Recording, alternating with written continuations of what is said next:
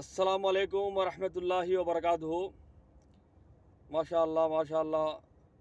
सबसे पहले मेरे जान नशीन और जितने भी मेरे जान पहचान लोग हैं उन सबको हमारे तरफ से ये जो जुल क़ायदा ख़त्म होकर जुल हज का महीना शुरू होने वाला है उसके तरफ से मेरे तरफ से आप सबको मुबारकबाद मैं पेश करता हूँ। अल्लाह पाक इस जुल क़ायदा ख़त्म करके जुल हज के महीने में जो हम दाखिल होने के जितने भी फ़ायदे अल्लाह पाक रखा है इन तमाम को आपको मेरे को अता फ़रमाए। माशाअल्लाह देखो भाई, जुल क़ायदा ख़त्म हो गया, जुल हज का महीना आज से शुरू होने वाला है इंशाअल्लाह। अगर शाम को चाँद नज़र आया तो, लेकिन मैं आप इस जुल हज के एतबार से आप लोगों से मैं कुछ कहना चाहता हूँ। जुल हज का महीना एक अहम महीना है और मुसलमानों के लिए जैसा कि रमज़ान एक अहम महीना है, इसी तरह जुल क़ायदा का ख़त्म होने के बाद जुल हज का महीना है, ये भी अहम है। इसके अंदर अल्लाह पाक हज जैसे फ़रीदे को अदा करने की अल्लाह पाक हुक्म दिया है।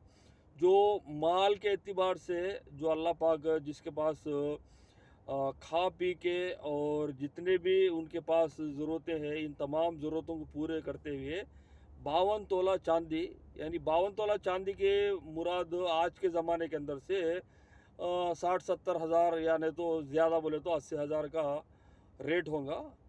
इतना पैसा भी अगर आपके पास हज का जो महीना हज का महीने के अंदर जो ईद के यानी कुर्बानी के जो ईद का दिन, पहला दिन, दूसरा दिन, तीसरे दिन, अगर ये ईद के दिन तुम्हारे पास अगर 80 हज़ार रुपये तुम्हारे पास पैसे है तो तुम कुर्बानी देने के हकदार है। साहबे निसाब बोलते हैं उसको।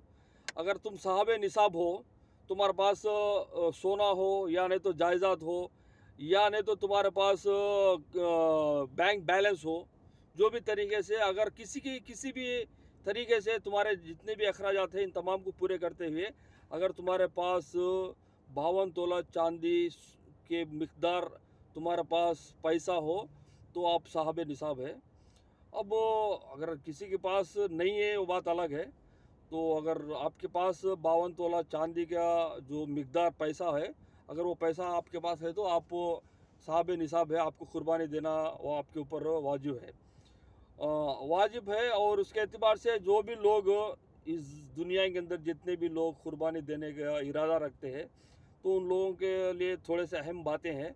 तो जैसा कि जुल हज का महीना शुरू होते ही यानी चांद रात जुल क़ायदा ख़त्म हो के जुल हज का महीना शुरू होते ही ये तारीख से लेते हुए कुर्बानी तक जो लोग भी अपने ज़रूरतें जैसा कि नाखून, बाल, जितने भी जिस्म के अंदर जो भी गैर ज़रूरत की चीज़ें हैं इन तमाम को साफ़ कर लेके हज के लिए जो हज जाते हैं उन लोगों के लिए भी और जो कुर्बानी देते हैं उन लोगों के लिए भी ये जो है ना रहना ज़रूरी है। सुन्नत के एतबार से भी और शरीयत के एतबार से भी जो कुर्बानी देते हैं उन लोग को ये तमाम उसके ऊपर अमल करना ज़रूरी है।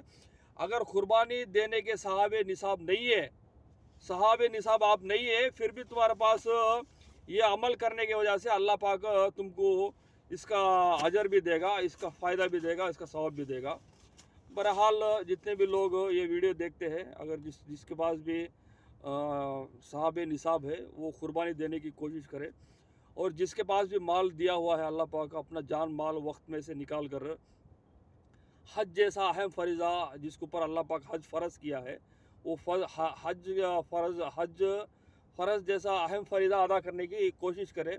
क्योंकि कल क़यामत के दिन अल्लाह पाक हमारे जितने भी कमाई हुए इसके एतबार से हिसाब पूछेगा।